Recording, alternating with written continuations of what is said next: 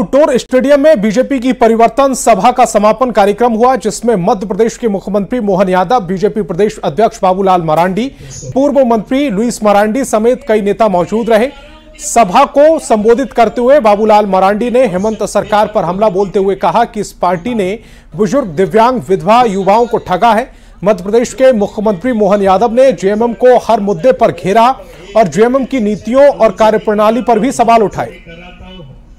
1000 रुपया दे करके अक्टूबर नवंबर में चुनाव की घोषणा हो जाएगी, दिसंबर तक में सब कुछ चुनाव हो जाएगा, तो 1-2 महीना देना पड़ेगा। यदि वो चारा डाल रहे वोट के खातिर, उनसे सावधान रहना है, हम यही कहने के लिए। लेकिन अलग राज्य बनने की उस कल्पना को ये लोग कहते हैं हमारी लाश पे बनाया जाएगा। आज वो नेता भी जिंदा है, उनके साथ वाले वोट मांगने आ रहे हैं। अरे किस मुंह से वोट मांगोगे जिनने झारखंड राज्य का ही विरोध किया था, झारखंड के लोगों की भावनाओं के साथ अन्याय किया था। क्या आपने आने के बाद करा क्या? जितना झूठ बोल सकते थे उसकी पराकाष्ठा की है। और धनबाद सांसद ढुल्लू महतो ने जमशेदपुर में वैश्य समाज के कार्यक्रम में शिरकत की। इस दौरान ढुल्लू महतो ने सर्किट हाउस में प्रेस कॉन्फ्रेंस कर जमशेदपुर पूर्व विधायक सरयू राय पर जमकर निशाना साधा।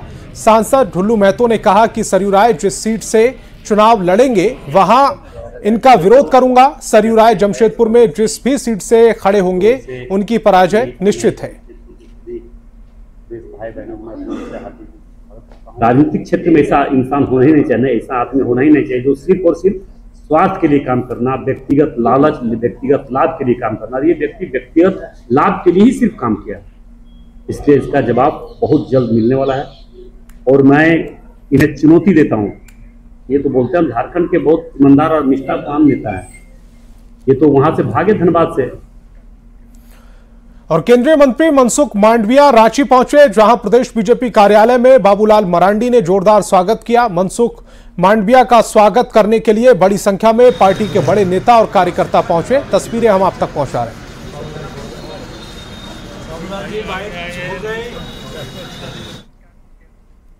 और गिरिडीह के पंचनबा में सर जेसी बोस विश्वविद्यालय और इंजीनियरिंग कॉलेज की बाउंड्री वॉल का शिलान्यास हुआ। कार्यक्रम में बतौर मुख्य अतिथि गांडे से जेएमएम विधायक कल्पना सोरेन और मंत्री बेबी देवी मौजूद रहीं।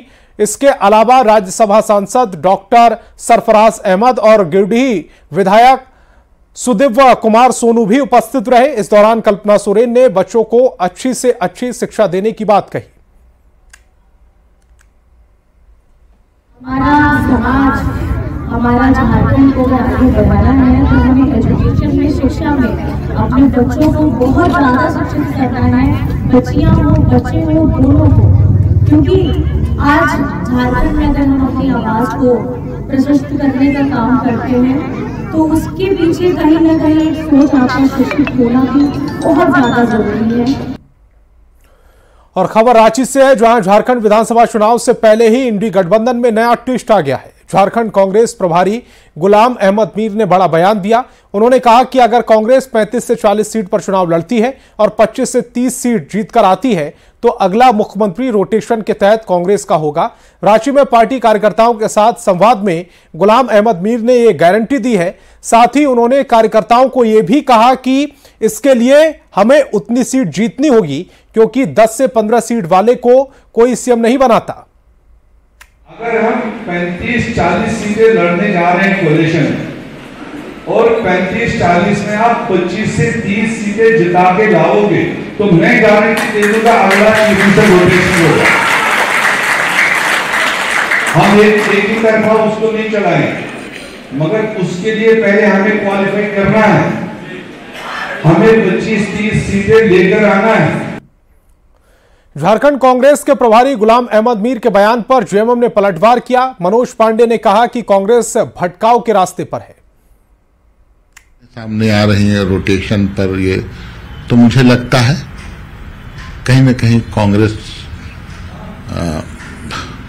भटकाव के रास्ते पर है। ये मेरी समझ से परे है। कैसे इस तरह की सोच भी आ जाए किसी दल में जो हमारे गठबंधन के साथी हैं कि मुख्यमंत्री का पद रोटेशन पर हो, आश्चर्य होता है। और लंबे इंतजार के बाद झारखंड में जेएसएससी सीजीएल की परीक्षा हुई। परीक्षा में धांधली रोकने के लिए 2 दिन तक सरकार ने इंटरनेट भी बंद किया। बावजूद इसके विवादों से यह परीक्षा नहीं बच पाई और परीक्षा में गड़बड़ी की शिकायत को लेकर अभ्यर्थियों का आंदोलन उग्र होता जा रहा है। आरोप है कि परीक्षा के दौरान पेपर के सील खुले मिले थे और पेपर को लेकर भी सवाल उठ रहे हैं। ऐसे में अभ्यर्थी परीक्षा रद्द करने की मांग पर अड़े हैं। हजारीबाग से करीब 1000 अभ्यर्थी पैदल मार्च कर रांची पहुंचे और जेएसएससी में घुसकर सरकार के खिलाफ नारेबाजी की। आने में फिर भी आए हम लोग तो पैदल आए आप? पैदल हम नहीं आए हैं, लेकिन लोग हमारे साथी जितने वो पैदल कल ही निकले। सर जांच की मांगे फिलहाल तो रद्द होना चाहिए। आपने परीक्षा दी थी? जी नहीं, मैं पीजीटी की स्टूडेंट हूँ। परीक्षा को रद्द किया जाए और आयोग में जो भी दलाल है सबको निकाल के फांसी दिया जाए। और झारखंड आंदोलनकारी संघर्ष मोर्चा के बैनर तले हजारों की संख्या में आंदोलनकारी मुख्यमंत्री आवास के घेराव के लिए पहुंचे। हालांकि कांके रोड में मुख्यमंत्री आवास से कुछ ही दूरी पर पुलिस ने लोगों को रोक दिया, जिसके बाद मुख्यमंत्री से मुलाकात करने के लिए एक प्रतिनिधि मंडल को ले जाया गया। मुख्यमंत्री हेमंत सोरेन से मुलाकात और आश्वासन मिलने के बाद आंदोलन को खत्म किया गया। आपको बता दें कि जो आंदोलनकारी जेल गए हैं सिर्फ उन्हें ही लिस्ट पेंशन की व्यवस्था है, जबकि कई ऐसे आंदोलनकारी हैं जो जेल नहीं गए हैं, लेकिन आंदोलन में उनकी भूमिका काफी सक्रिय रही और कई केस में नाम भी दर्ज है, लेकिन उन्हें पेंशन का लाभ नहीं मिल पा रहा, जिसे लेकर झारखंड आंदोलनकारी अपनी मांगों को लेकर मुख्यमंत्री के पास पहुंचे थे। तो वहाँ पर यह वार्ता हुआ कि हम लोग को जेल के बध्यता को समाप्त करने की बात हुई। बोले कि ठीक है, हम क्यों यही है साल में हम जेल के बध्यता को समाप्त करेंगे और जितने भी आपका है सो मेडिकल से लेकर जितने भी ये है उसको सारे को हम लोग संशोधित करके और बढ़ाते हुए गेम हाउस की तरफ बढ़ रहे थे, लेकिन इनको हम लोग ने रोक दिया है। गेम हाउस की तरफ हम लोग जाने नहीं दिए हैं।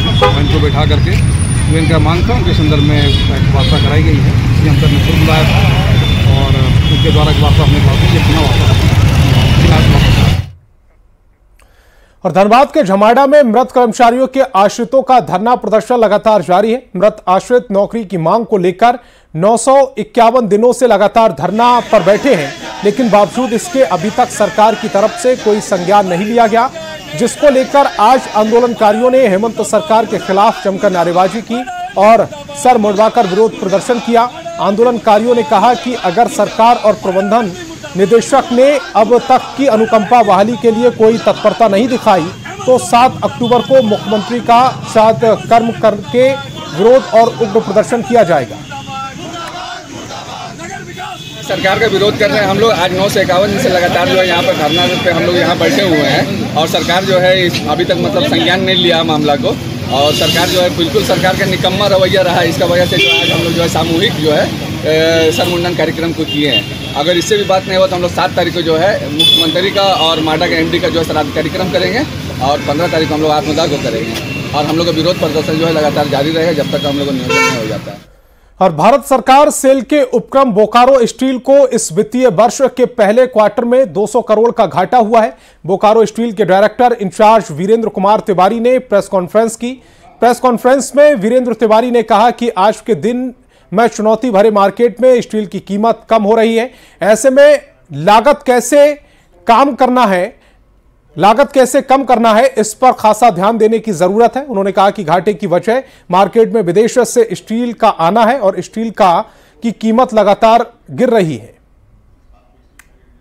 कंपनी नेट प्रॉफिट में नहीं है, करीब 200 करोड़ रुपए के आसपास आज के दिन में अगर हम बात करें तो कंपनी घाटे की स्थिति में।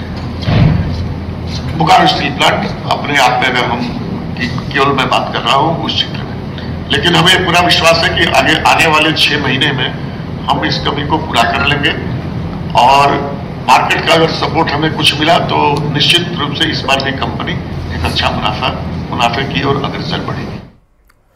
और झारखंड में